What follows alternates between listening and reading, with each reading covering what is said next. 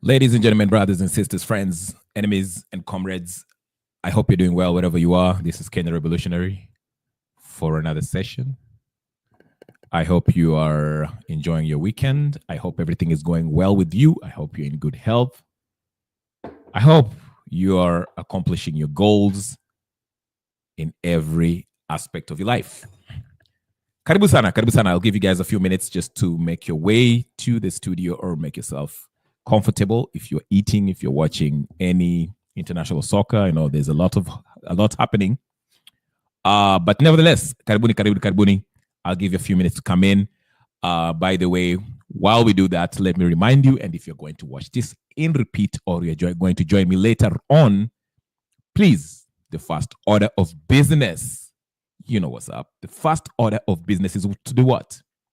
Like the video. Like the video. Just get in. Don't even care about the topic. Just like the video. And if it's your first time in this channel is all about Kenyan politics. If you would like to be part of it, go ahead, subscribe. It's free. Just hit the subscribe button and put your notification on so every time I come on, we can always tackle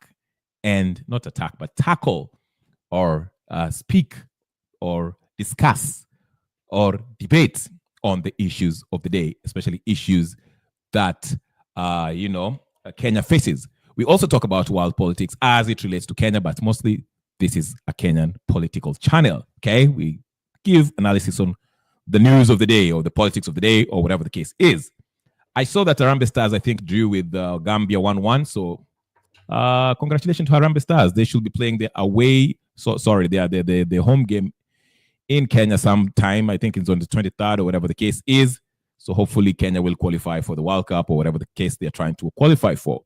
I remember the current coach is McCarthy from South Africa. I remember him in 1994 when he was a young striker. He made his name for that 1994. I think it was 1995. Sorry, African Cup of Nations, whatever the case is.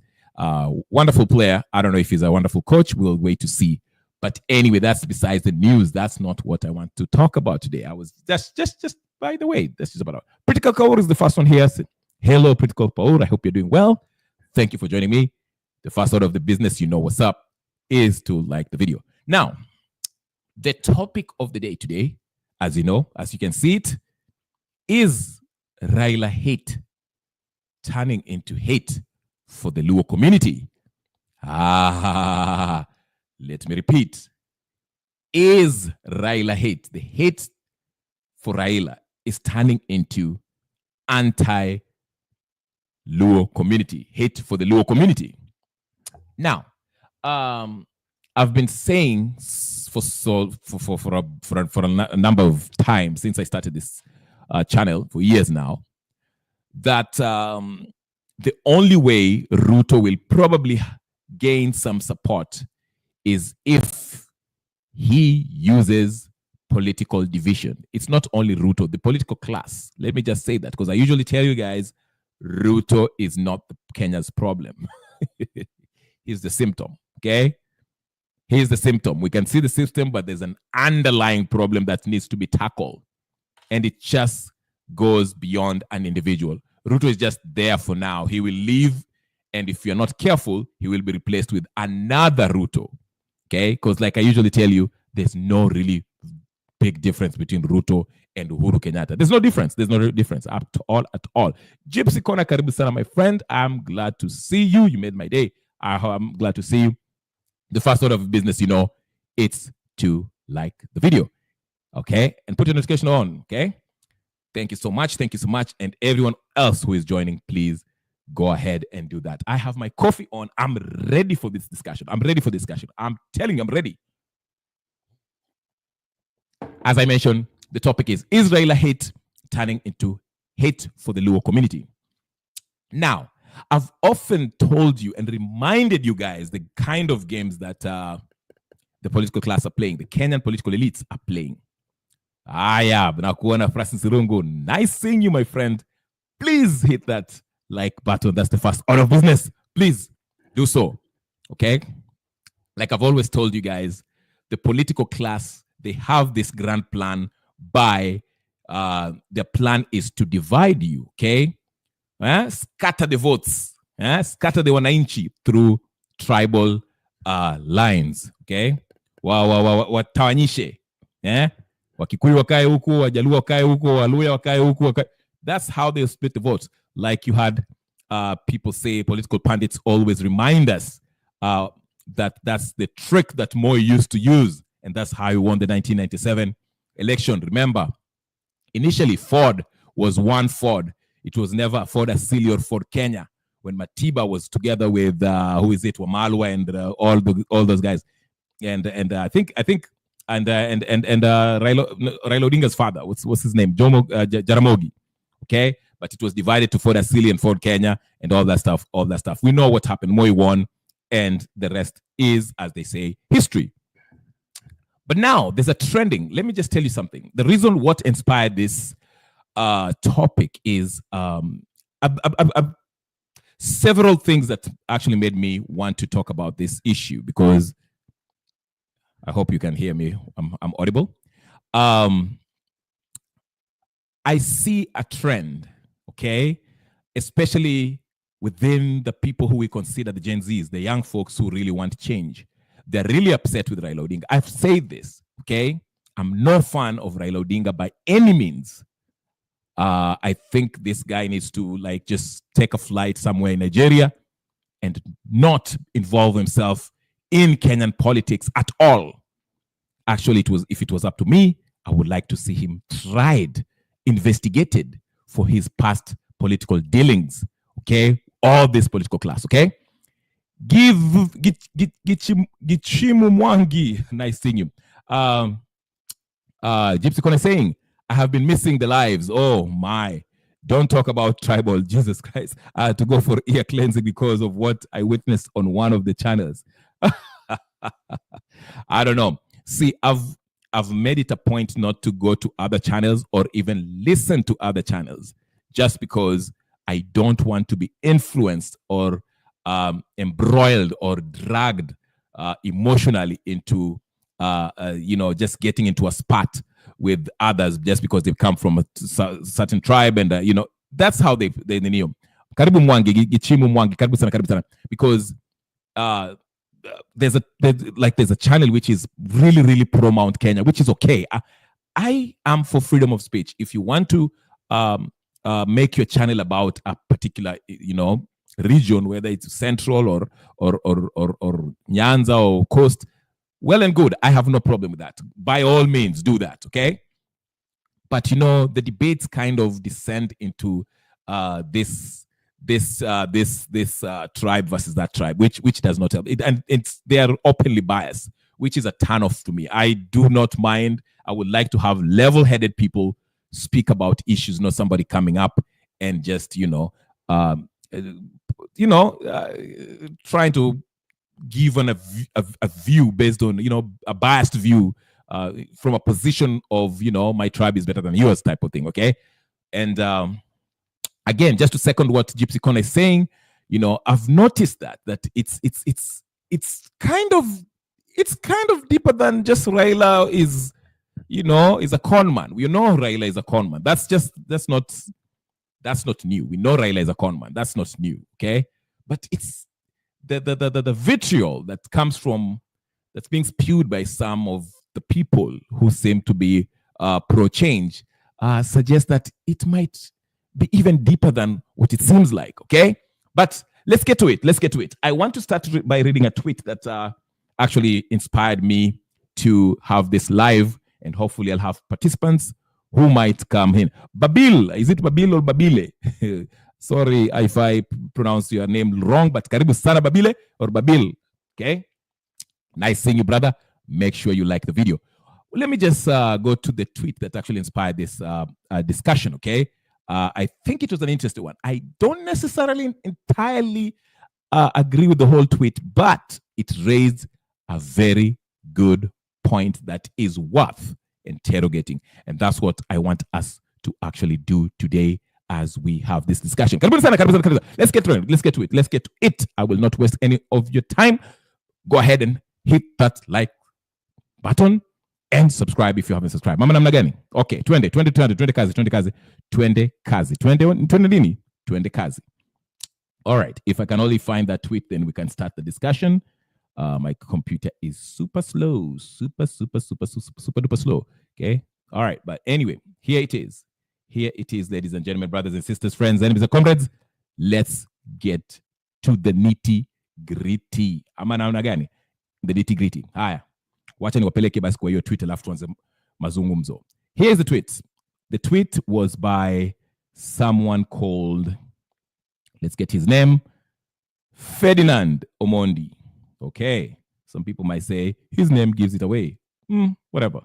But I don't care what your name is. If you raise good points, then we shall, I'll read it. It's worth reading. It's worth reading. Okay. Can you guys see the screen? Can you guys see everything on the screen there? We're about to read it. I'll read it with you. Like for done. All right. Aya, tuisome basi. Tuisome pamoja. Tuisome pamoja kai. Here is what the tweet says. Here is what the tweet says. Here is what the tweet says. Now, pay attention. Ferdinand Omondi wrote this yesterday probably and said, and since we are telling each other the truth, okay, we are telling each other the truth. We want this country to, of course, we want this country to for better for this country. We have to talk about the difficult topics that faces us, okay? So let me start. And since we are telling each other the truth, here is mine. That's what it starts with. Crap, if I can only just get this thing started here. It's just, okay, here it is. All right. Here's what he says. If election were held today, William Ruto will return by 6 in the morning. You've extended your hatred of Raila Odinga to all Luos and expressed your disdain for terrorism and Duale to all Somalis. You're cheering malevolent every ethnic chauvinist because they're, in quotes, injecting. You sound worse than the politicians you accuse of being tribal and bringing the country down. Breaking news. Oh, crap, I'm losing that. I just lost the twist. Dang it. Ay. Sorry, guys. You see how clumsy I am. It comes with old age, ladies and gentlemen. It comes with old age. I will do your basi. Okay. So basically, all right. So he goes, can I just get this thing done slowly? Okay. Breaking news. You saw it, right? Right? Then he goes ahead and says, breaking news. You're driving entire communities back to the status quo. In quotes, injecting doesn't win election. Seduction does. The ethnic profiling you're succeeding at will galvanize voting blocks in the hands of the very people you seek to dismount. Y'all learned nothing from the ICC choices. Sorry, from the ICC. Choices have consequences. Gave us 10 years of Uhuru and its role in what we now have today. Voters find solace in the political leadership that welcomes and makes space for them. Your so-called revolution is becoming toxic and selective. Keep that up and it will implode spectacularly. You don't choose to target bad leadership, but you've opted for a scorched earth policy. Okay, ban everything and let's see how that works out. Okay? The two faces behind the tribeless movement, either implied or by association, are spewing some of the most disgusting sentiment. The rest are sleeping with the enemy. Okay? Then he continues. Few have kept their heads clear, but have been drowned in intellectual sewage seeping through the timeline. You have been infiltrated, and by the time you realize it, Troy will have burned. Cheer on the hatred, and good luck at the ballot box if you even have a voter's card. Did you hear what he said, ladies and gentlemen, brothers and sisters, friends and comrades? Let me read Gypsy Connor's tweet here. She says, I don't trust anyone anymore. Ruto Raila must go. The music. Just to learn that these panelists are taking jobs from Ruto and came to brag about it because they have to live too. Sorry, I'm feeling sick. I'm sorry. Ooh-wee. Okay. Now, I've said this before, that we need to be careful how we communicate. We need to be careful how we communicate. We have to distinguish between the two. Just because Raila Odinga has a huge influence in Nyanza province amongst the Luo community does not mean that he enjoys majority of support in his broad-based government. We have to do that. Now, if you're going to attack or criticize or critique Raila's perfidies, okay, his dealings with Ruto, do so in a level-headed manner. The same way, if you're going to attack Gachagua, Uhuru, or anybody else, you have to do so in a level-headed manner. What I mean by level-headed, back your points with evidence, and please distinguish the two. Just because Raila Odinga got into a handshake with Ruto does not mean every Luo man and woman and child has joined in the blood-based government. Regardless of the clowns that come from ODM who happen to be Luos who have joined the government, the likes of Opio and I, and so forth, so forth. Same thing I said when he had that handshake with Kenyatta, Uhuru. Okay? Let's not make it seem like, oh, now the people of Nyanza have entered into an agreement with Uhuru Kenyatta because of the handshake. Majority of the people from Luo Nyanza actually didn't approve of that handshake, given the fact that Uhuru Kenyatta had a hand not only in the killings in 2007 in Naivasha of Luos, but also in 2017 when the protests were happening in Nyalenda and Rivayala. We know the story. Same thing with Ruto. What happened in Nyalenda? Okay? So, Raila messing up does not mean Luos are messing up. The same way, just because Gachagua is going to in his tribalist spewing all that nonsense is spewing about people of Mrima and all this, trying to fashion himself as this Raila Odinga of Mrima or the king of Mrima, whatever the case is. We should make a clear distinction between Rigathi Gachagua and the people of Mount Kenya, regardless of whether he has supporters or not. Because I'm pretty sure not everyone from Mount Kenya are supporting Rigathi Gachagua. Mason Sana says, Gypsy, no one likes dental extraction, but it's necessary. We must discuss our tribalism problem and tackle it head on. Absolutely. Now, let me play this clip, then I will really get to the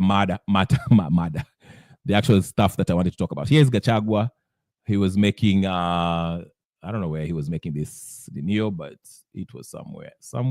If I can only play it. Let's see if it plays. Okay, just give it a second, ladies and gentlemen, as it loads up and we listen to Gachagua's. I can't hear crap.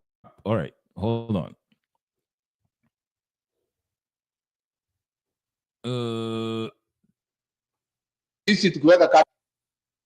All right, there it is.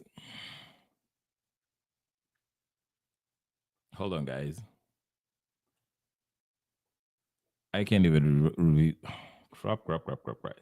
Sorry, my computer is super slow, but I want to make a point. There's a point I want to make that we need to discuss. If we unite as Mount Kenya, as Gema, for the next 100 years, we shall be in government at every election.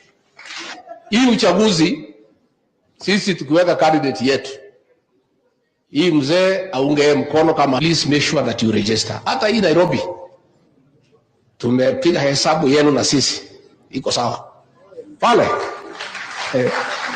pale Nairobi. Wewe utasikia tu, sitaki niongee sana. Naangalia hapo Nairobi ni kufagia gema tunamaliza. Hata pale Mombasa tumepiga hesabu. If we unite as Mount Kenya, as Gema, for the next 100 years, we shall be in government at every election. Hii uchaguzi, sisi tukiweka candidate yetu, hii mzee aunge mkono kama please make sure that you register. Hata hii Nairobi, tumepiga hesabu yenu na sisi iko sawa pale pale Nairobi. Wewe utasikia tu, sitaki niongee sana. Naangalia hapo Nairobi ni kufagia gema tunamaliza. Hata pale Mombasa tumepiga. If we unite. Okay. So I've been telling people that Gachagua is nothing but part of the political elites. He's playing a role. No one is in his right mind or is in right senses can go and say such a thing in public and say that sisi watu wa Gema, if we unite, we shall be in government for the next 100 years. It is designed to provoke the public. That's what it is. I told you, people, the political class, their main objective as moving forward is to bring tribal division using tribe. They know historically people have been, we have been voting along tribal lines. That's just what it is. And Gen Zs attempted to break away from that. So how do they get everyone divided? Use these useful idiots like Gachagua and what's his name, Gaucho on the other side, and Kaloma and Opio Wandai and the rest of them embodies, okay, to divide the flock, bring a difference, because someone who was an ex-deputy president, somebody of his stature, should not be making statements like this in public. I don't care if he's trying to pander to his audience, who are the people of Mlima. If you're going to be a public figure, you have to, okay, incorporate your message by involving every community of Kenya. Even if you want to say, oh, Watu Mlima needs to be whatever, you don't say what you just said. It is a provocation. And yes, there's some people who will say it's freedom of speech. That's not the issue here. We are not questioning Gachagua's right to make those comments. That's not at stake here. We are talking about the consequences of making such provocative comments like that, given his stature in Kenyan politics. Okay? I'm not saying he's the only one who has done this, and probably not the last one to make such inflammatory statements. That's not what I'm saying. I'm just saying. Okay? But I want to get you to understand what is happening. I told you in several videos before, Gachagua is being used. He's part of this game that these people are playing. They're not worried about people like us, me and you, who can see all these things. They are targeting the unsuspecting, gullible wananchi ambao wako Kenya huko mashinani, who are listening to this and they're gobbling it up and are running with the Ninio. Oh, you see, because Gachagua is doing exactly what Robert Alai, Kaloma, and Gaucho is accusing the river people of doing. He's confirming the stereotypes. And he's doing so deliberately because he knows the effect of his words.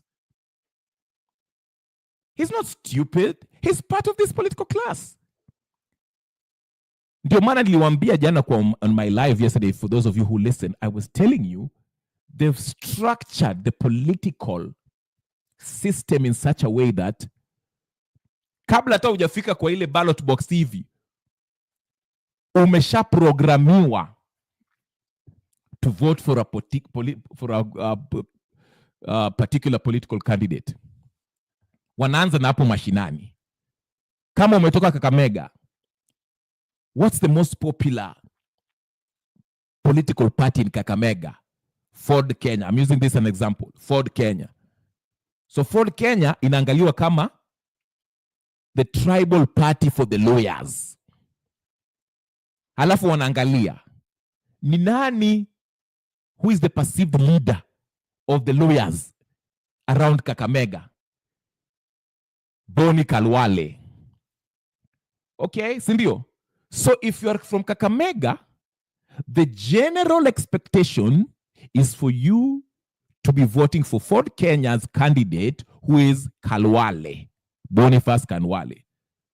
So if Kalwale decides to enter into a political coalition with Ruto or Raila in the general election, automatically you are expected to support that political coalition and the candidate thereof.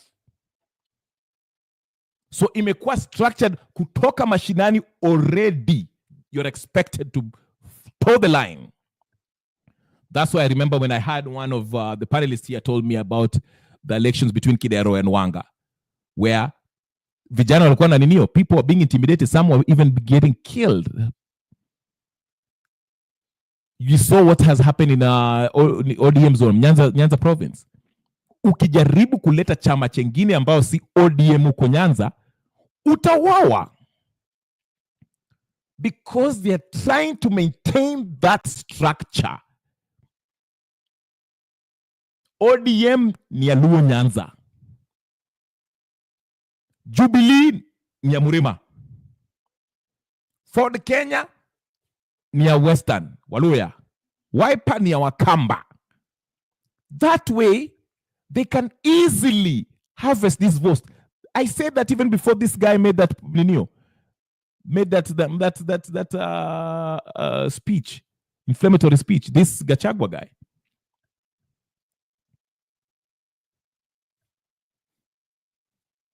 But some people, they are happy with this.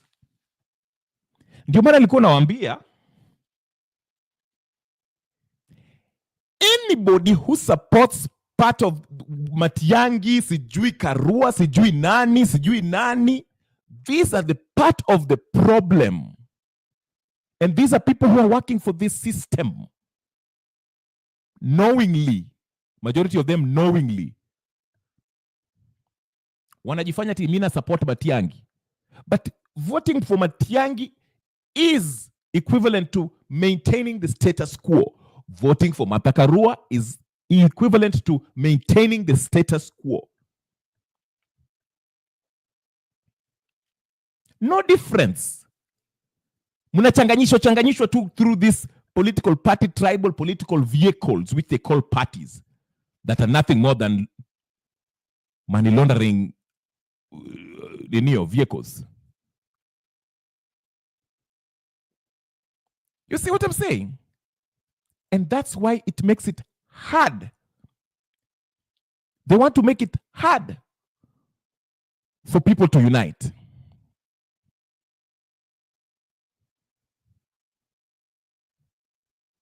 Okay? That is what I'm saying.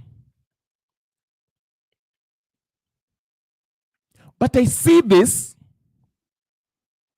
like I said, Gaucho was trying to spew hate against Kikuyus or the people of Mulema or Central, whatever the case you want to call him. And even his colleagues in Ninio, bunge la wananchi, they have to scold him. You cannot. Huwezi kuleta hiyo madinio.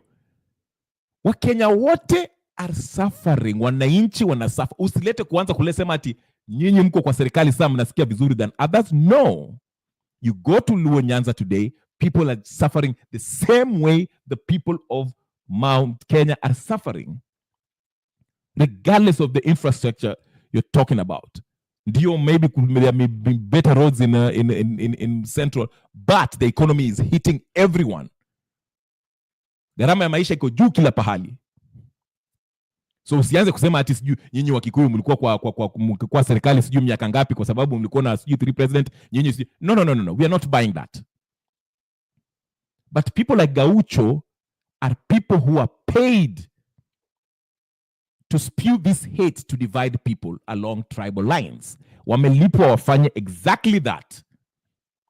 Gachagua, I'm telling you, to me, I strongly believe Gachagua's impeachment was a hoax. It was designed to do exactly what they're trying to do now. To pit Mount Kenya against other communities. And so far, the other community seems to be the lake, people of the lake. Wacheni hata sasa Runinio. Wacheni hata Kalenjin kidogo. Sahi Kalenjin si ninio. Because you don't hear people say, wakale. No, you don't hear. The people are, Gen Z are saying Ruto, ni Ruto. Si wakale, Ruto. Na watu wake wako kwa serikali. It is not, wale wakale. No. It is Ruto must go. Usikia ati wakale. Lakini kikuwa kuja kwa Raila unasikia, Raila na Wajaluo, Wajaka ndio hawataki kusikia. Watapigia Ruto dinio. Nani amekwambia ati dinio? The people of Luo Nyanza will vote for Ruto. Who told you? Did you consult with them? Or just because you see the same a few people who have been paid $200 to go clap for Ruto when he goes to Kisumu, Kondele, you think they are going to vote for him? But this is having an effect, like someone told me on the chat there. Ukienda kwa hizi machannel zengine unaona this Raila-Hate is turning into anti-Luo community rhetoric. Raila-Hate is almost euphemism for Luo hate. Wanajifanya Raila. But the real target is the Luo people. Unaona mtu anaingia hapo, Raila ni mjinga. How many times are you going to remind us that Raila ni mjinga? If you disagree with him, disagree with him.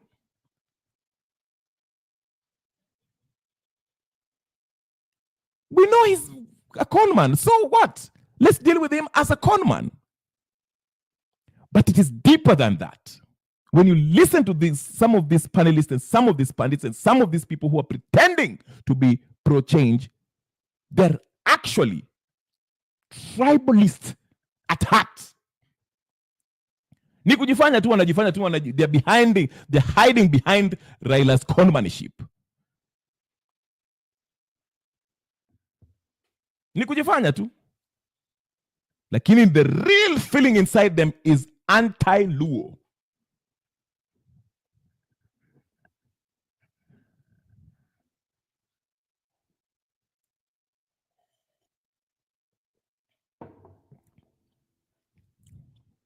Go listen to them very carefully.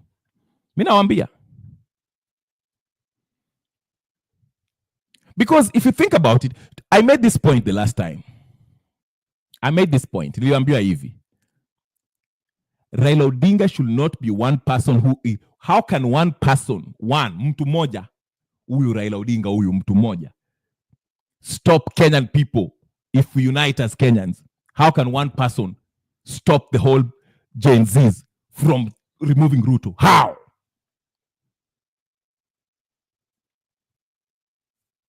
How can one person stop us from removing Ruto?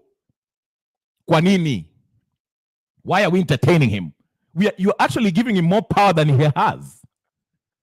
You're empowering Raila Odinga more than the power that he actually has. Mbona tunabembelezana naye? Si tumtoe. We know he's a con man. Kwani hii ni handshake ya kwanza ndio ameingia?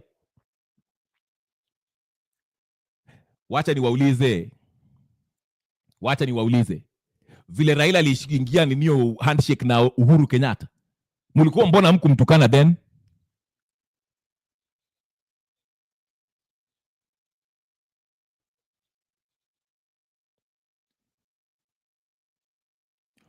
When Raila Odinga had the handshake with Uhuru Kenyatta, a lot of people were angry. Even the Luo Nyanza people were not happy with Raila Odinga for that handshake. Kwa nini mkoa amumtukani vile mnamtukana hapa saizi? No, your hate is not for that man. Your hate is for the community.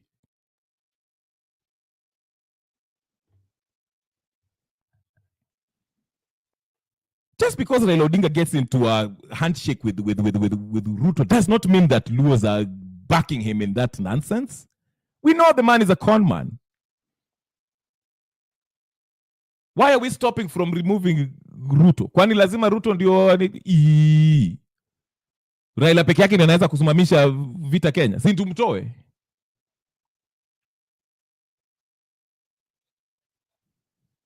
Hata yeye atoke na Ruto. I'm glad that the people of Kisii rejected Raila Odinga. They did it. Like, those are true patriots. Walisema hii ujinga tutaki. They never made it about the Luos. Walisema wewe umeingiana na Kasongo, muende. Usikuja hapa kutuelezea sijui nini. Enda. They never made it about Luo. The next day haukuona. In fact, to prove to you that there was no tribalism in there, the next day haukusikia ati Wakisii wameanza kuchapana na Waluo, Wajaluo after they rejected Raila Odinga. Si walimreject hapo Shabana vile alienda Shabana sijui whatever, that match was Shabana match. Wakamwambia Raila must go. Did you hear the next day ati Wajaluo wamepigana na Wakisii because Raila has been rejected in Shabana? No, you didn't. Why? Because even the Luo community do not agree with this arrangement. The only people who agree in this MOU broad-based nonsense is people from ODM. And they do not represent the will or the aspirations of people of Nyanza province, Luo Nyanza. ODM is a private company, money laundering terrorist group headed by Raila Odinga from Opoda Demonic Party movement.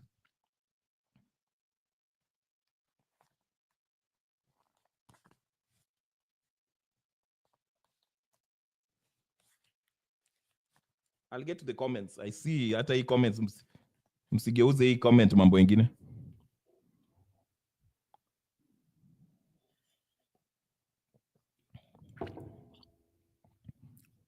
Let me tackle your comments. Naona mnewaka hapo mambo ya ukabila imewawasha. Hebu niangalie mnasema nini. Let me start with Gypsy. Gypsy says something here, says, Mason, I will never discuss tribalism problem with any Kenyans because some people can't be changed. I leave the tribal gutter and move on. My oxygen is not worth a waste. Can't buy it from supermarket. Good point. Givimu Mwangi anasema Kenyan politics is tribal. Tell Raila and Ruto to stop. Raila and Ruto did not start the tribal politics. It did not start with them. This goes way back. Okay? It goes way back. Only Mount Kenya people are called tribal. Why they all do it openly? If they stop, we will stop. No one called the Mount Kenya people tribal. Mr. Mwangi, who called watu wa Mlima tribal? I'm calling out the leaders. And I'm calling out this trend, the people who are pretending to be pro-change, who are saying Raila this, Raila that, but it's turning into anti-Luo community. This is not an anti Mount Kenya people. I can't issue a blanketed statement and say watu wa mlima hate wako na ukabila, because not everyone in Mount Kenya have hate for anyone. They're not all tribalist. Just because Gachagua comes from there na akona hii ukabila wake does not mean that all of them are like that. Even though a majority of them support him because he was removed from Ninio unlawfully. So don't make it usiingie na hiyo victim complex, Mr. Mwangi. Give him. Raila runs the biggest tribal movement in the country. Why can't we see that? Okay. Does that change the fact? He's not the only one. I just gave an example here. ODM ni ya Luo Nyanza. Jubilee is for Kikuyus. Wiper ni ya Wakamba. I don't get your point. Why are you so defensive about the whole thing? We reject all politicians trying to divide us into tribal cocoons, all of them from Gachagua to Raila to Ruto and all others. Amen, amen, amen, Mr. Mason Sanders. Okay?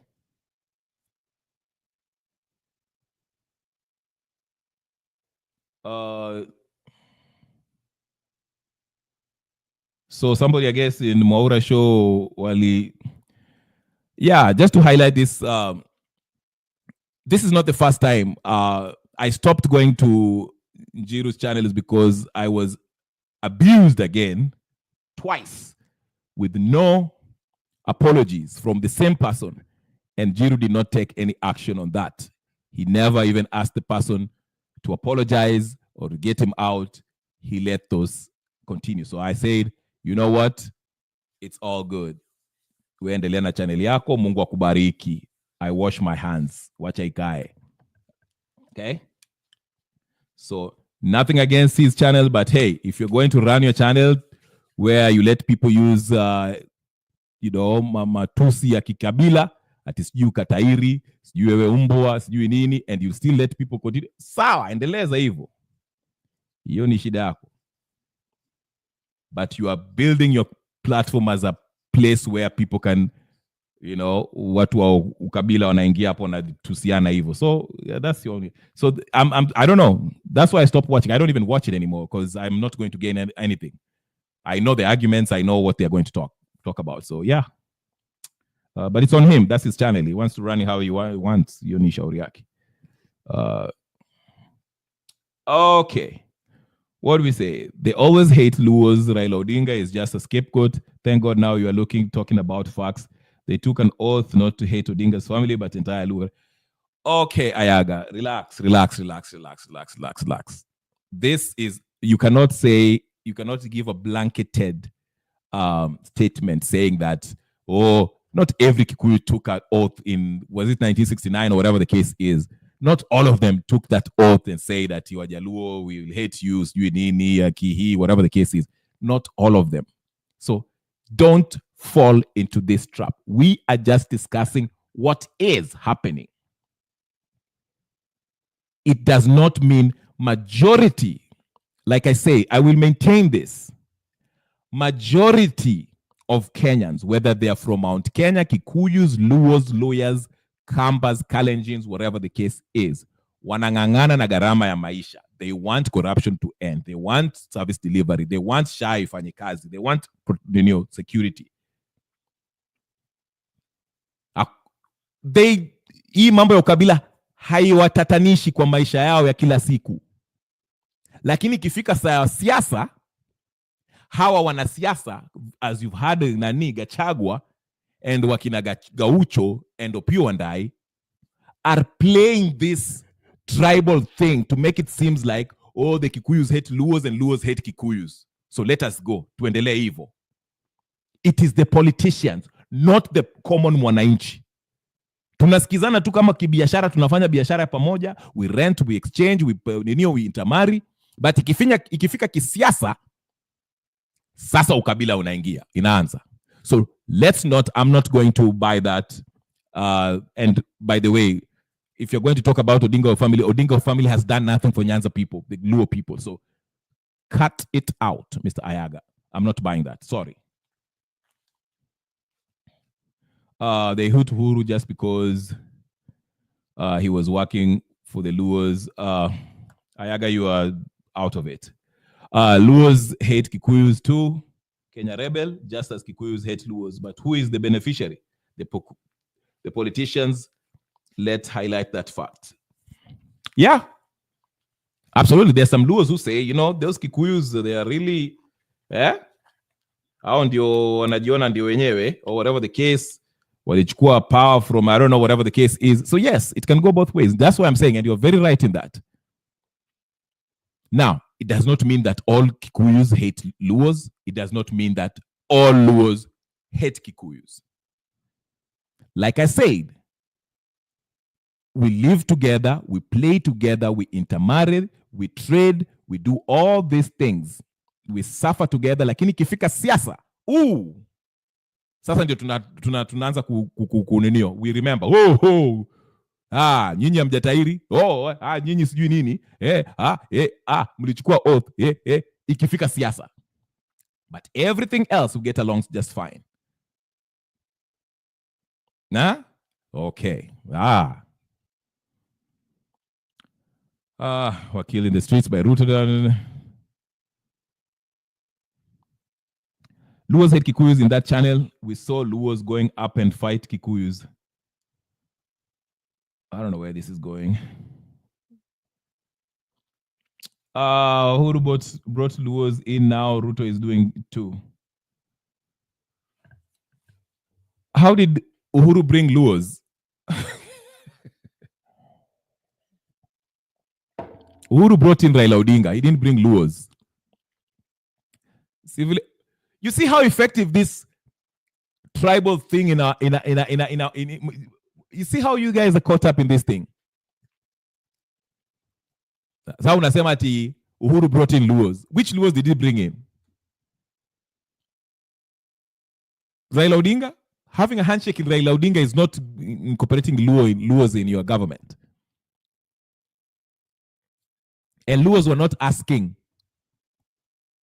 to be brought in a government. Luos, like any other community in Kenya, just like the Luhyas, just like the Kikuyus, just like the Kalenjins, just as anybody else, Wagiriama, Wataita, everything. They wanted corruption issue, extrajudicial issue, they wanted justice. They want the country to be run as it should be. It is not a matter of getting into government. That's why you see that idiot Gachagua is talking about, hey, tutakuwa kwa government for 100 years. What's the big deal with getting into government? We can't all fit in that government. There are 50-something plus million Kenyans. We can't all be in government. What we want as a Kenyan people is service delivery, justice, stop corruption. The rule of law should be respected. The constitution should be respected. Okay? We have historical injustices that were committed that needs to be addressed. Tunataka economy improve. Corruption issue, extrajudicial killing issue. These are the things that people care about. Bei ya unga iende chini. Let's afford the commodities. Live in clean, safe environment, clean water, clean food, trade with each other, jobs in our neighborhoods for our young people. These are the things that every Kenyan wants. That's what people aspire for. We are not asking for positions in the government. If there's service delivery, we can care less if it's a Pokomo who is the president of Kenya or is the PS of transportation or whatever the case is, as long as the government is working. If Shah-Shif, whatever the case is working, we can care less if the CS of healthcare is a Luo, Kikuyu, or whatever the case is. Bringing Raila Odinga to a government and bringing his buddies from ODM to join government or have a MOU does nothing to the Luos and nothing for the Kikuyus. Absolutely nothing. That's why you hear this imbecile Gachagua talk about we shall be in government for 100 years. He's thinking in his corrupt little mind that government ni pale unaingia and take power and maintain it, use it to exploit the wananchi.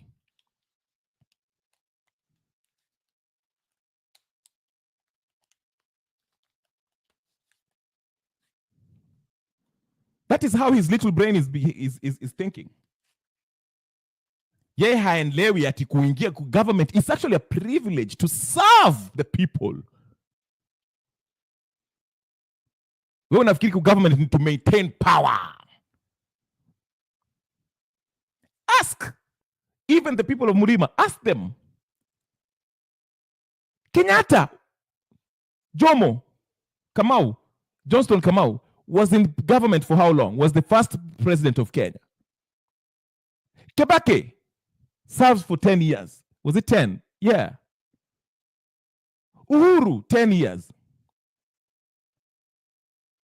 If a certain people from your community are said to be in power, that will benefit the people. Why do we still have poverty levels still high in Murima? And we had 3 presidents from there. You see what I'm saying? So just because you have somebody from your tribe in the government does not necessarily mean that you shall have development. Raila Odinga has been a prime minister for I don't know how long. He has been blackmailing every president from Moi to now. What development have you seen in Nyanza province? Opionda is the head of energy. Bado kuna blackouts Kenya. Mbadi just joined treasury yesterday. Have you seen any change? Meaningful change? Is there jobs for vijana or youth in Kisumu or Kondele or Nyanza province? Siaya. Yeah? Orengo is looting. Siaya dry. Wanga flying is in New York. Mentality. Unaona mentality ambayo mko nayo? Ati sisi tutakuwa power for 100 years. You've already had 30. Even if he give you 70 more, there'll still be poverty where you come from. So that means there's a problem.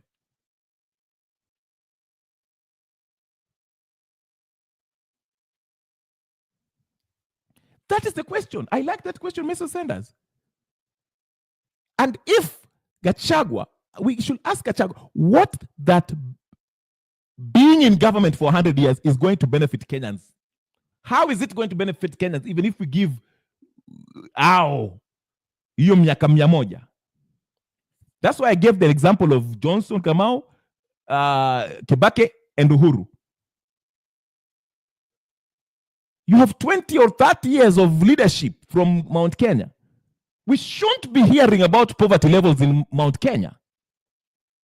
If that's the argument you want to go by, Mr. Gachagua and the very likes of people who are thinking just because we're kwa government, we have power. Raila was a prime minister. He's now technically a co-president. He was a co-president in Uhuru's second term. What has Nyanza province gained from Raila Odinga being the prime minister of Kenya?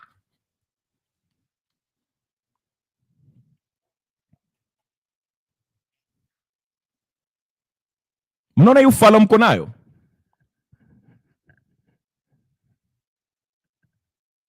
Lakini mtamka mnachezewa na watu kama Gachagua. Hati sisi tutakuwa serikali, tuungane tukue kwa serikali kwa siku 100. Gaucho will stand up and start saying, shida yenu ni kwa sababu wale wa Kikuyu ndio wamekataa msikuwe na mnachezwa kiukabila and you're falling for it. That's why you see people in Jiru Mwaura's channel wanatukanana ukabila.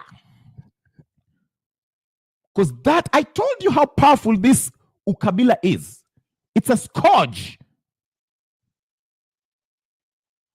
And it's permeating even through these channels. Somebody can't think clear. If you want to give him points, unampatia point by point, unamwambia, hey, listen, ukabila haitakusaidia. Ukabila haitakusaidia. Ukabila hautakusaidia. Anakuita kihi. Anda katairi, mbwa wewe. Alafu mkifika 2007 mkianza kunyongana, utawaona hapo, hey, let's have peace, ICC, sijui nini, Ocampo wakuja hapa, help us. Because you refuse to think.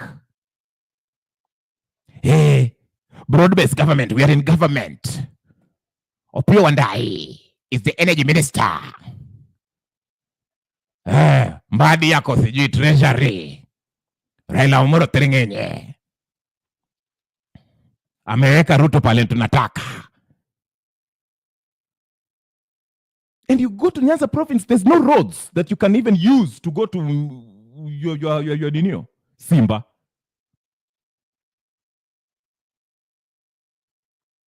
Mnaanza kusema ati Wakikuyu walikuwa na they had leadership sijui nini. 2007 mtaanza kuchinjana hapo.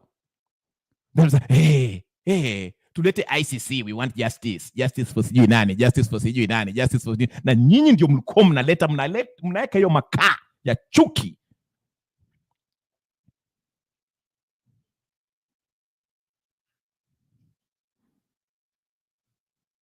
You're so silly.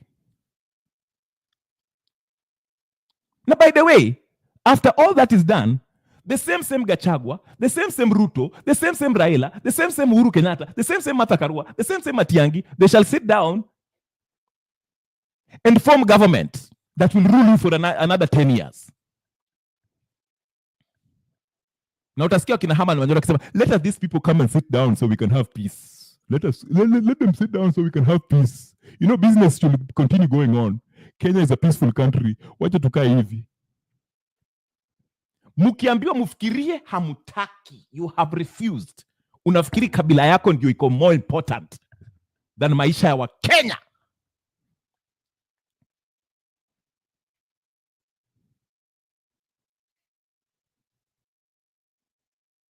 Raila has been a prime minister. How did he help the people of Luo Nation?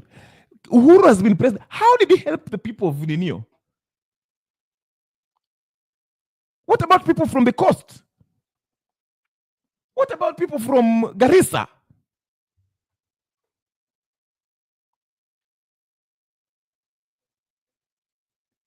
Wacheni ukabila.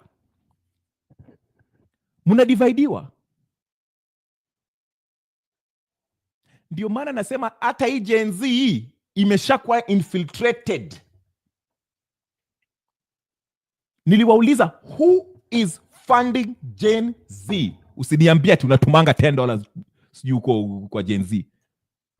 There are people who are giving real money to Gen Z. Wacha hiyo $10 yako. Wanaiba ile taxpayers yako. Millions. Kwa sababu niliuliza swali hivi. If Gen Z was an organic grassroots revolutionary movement, Raila Odinga's handshake and MOU with Ruto was not enough to stop them from removing Ruto forcefully, constitutionally, from State House.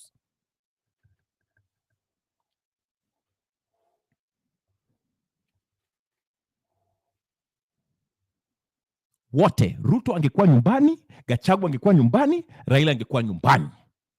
Lakini sasa ndio tumeingia ile siasa yetu ya ujinga.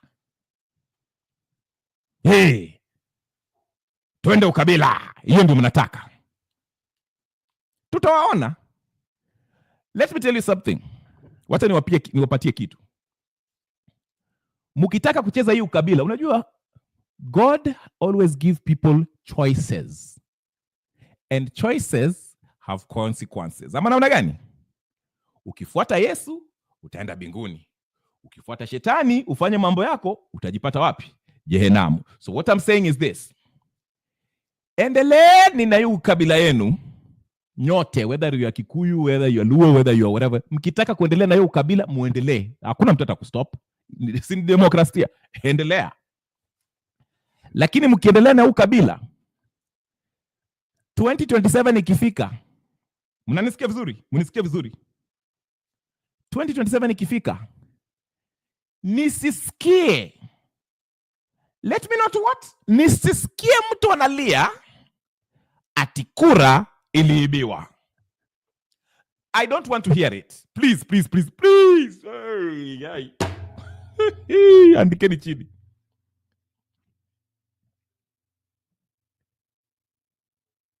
Endeleni na ukabila, lakini 2027 ikifika, kura ikipigwa, Ruto akianansiwa kuwa mshindi, nisiang'oa, nisisikie. Musiseme ati aliiba, musiseme sijui amefanya. Sitaki. Because this is the way you want to go. Tulikuwa na option tushikane pamoja kama mandugu na madada wa kutoka kabila zote kama Wakenya, tumuondoe Ruto, lakini nyinyi mkajifanya hati mnataka ukabila. Tuendelee na hii mambo ya sijui wale Wajaluo, wale wa Kikuyu, wale wa Kamba, wa Munyoro wamepanga sijui hapa sijui nini. Ni chaguo ni lako. Lakini mwaka 2027 kura ikishapigwa na mtangazaji akisema, IBC ikisema kuwa Ruto ameshinda, tafadhali msije hapa mwanze kulalamika sijui Ruto ameiba kura, tunaenda sijui mahakama kuu, sijui nini, na msianze vita pia, mnianze kusema sijui watu wagani waliiba kura sijui kabila ile. Mujibebe polepole, urudi nyumbani na ukubali kuwa umeshindwa, kwa sababu tuliwaonya, na waonya saizi, na waonya. Na mkitaka vita ni shauri yenu pia, lakini mkiendelea na vita mwanze kuuawa, usikuja uniambie Kambo kuja utusaidie, wanaua watu wetu. Because the seeds of hate that you're planting right now zitakuwa zimeiva in 2027, zitakuwa zimeiva. Shauri ni yenu. Mimi nawaambia, most of you intellectually you don't want to exercise reasoning. Hamtaki kufikiria njia za kutoa Ruto that every Kenya is involved in. What I've discovered with Kenyans, like Gypsy Corner was saying, let me tell you something. If I can only fix this. What I've discovered, majority of you you are only angry at Ruto because your thief of choice is not in power. I'll repeat that. Majority of you do not want change. You just want the thief of your choice to be in power. The thief of your choice to be in power. Ruto ni thief of the day and is not the thief of your choice. You just want the thief of your choice.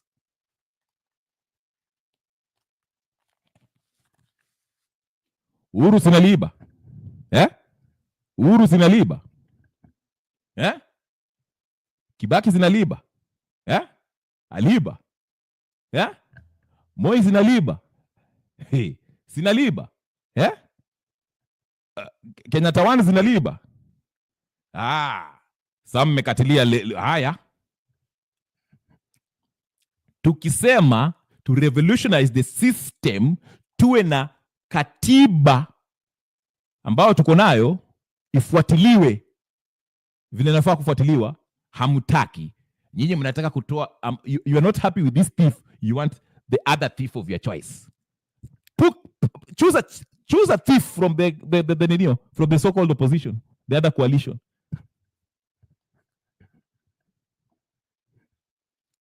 Choose. We have thief number 1,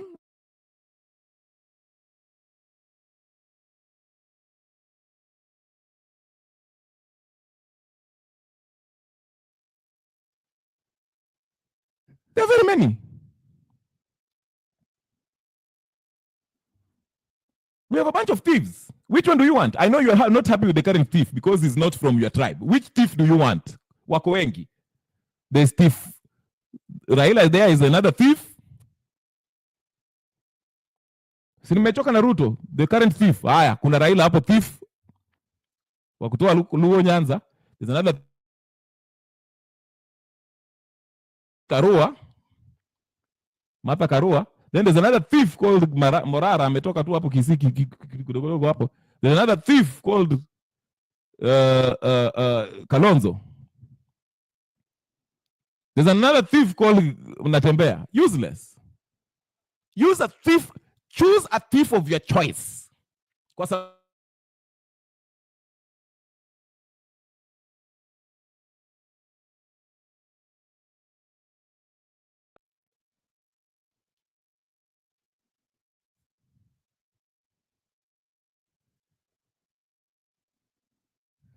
Yeah? That's what you want. Mtoto akililia wembe, ufanye nini? Mtoto akililia wembe, mpe.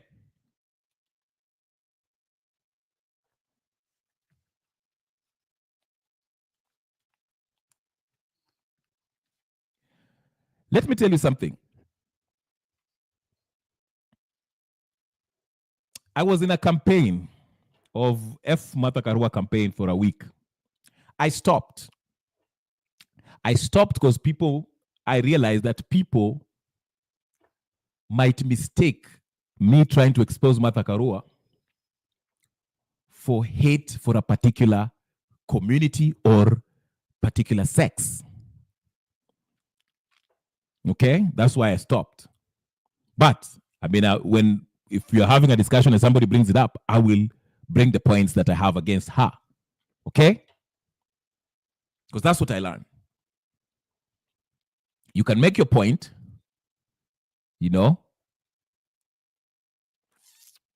without actually, kusuki ninio hivyo. I'm plaiting my hair between. Looks like people are just happy to enjoy the cream. I gave up last year. I just watch and laugh. Thieves of different ways. Absolutely.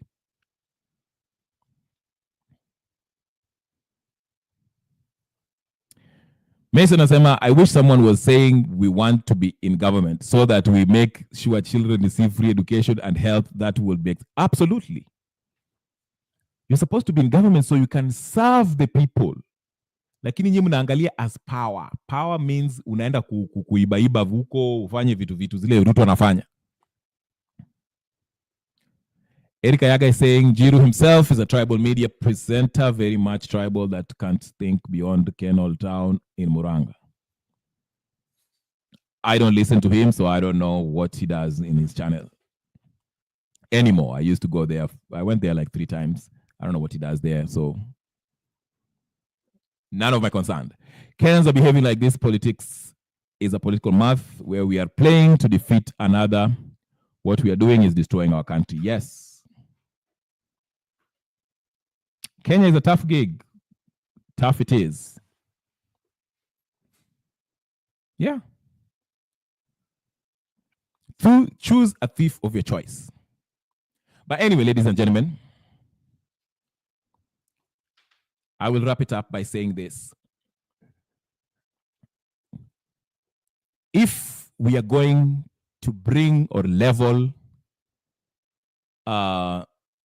any kind of charge against any of these politicians, expose them for who they are, whether they are con man, con women, whatever the case they are, do so in a civil way by stating facts. Back it up. And don't make it about the community that particular politician or individual comes from. Okay? That's all I can say about this. But like I said, I've noticed most of these people who are on our Raila-Hate campaign, it is kind of turning into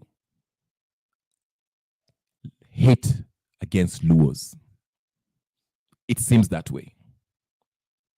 But anyway, ladies and gentlemen, brothers and sisters, friends, enemies and comrades, do me a favor. Hit the like button, share, subscribe, like, comment, and do all the good stuff. I'll see you next time. I'm Nagani. Thank you, Gypsy Kona. Thank you, Kosgei, Mason Mendes, Mason Sanders, Eric Ayaga, Gichimu Mwangi, Francis, Douglas Kabogang, Pritipal Kaur, Babil, somewhere. Sorry if I messed up your name. And everybody else that took part of this. You're going to watch this on repeat. You know the deal. The first order of business is to like, share, subscribe, and put the notification on. And I'll see you guys later. I'm Mgani. Francis Rungu, thank you so much. You too. Okay? Tuonane baadaye. Peace and blessings. I'm out.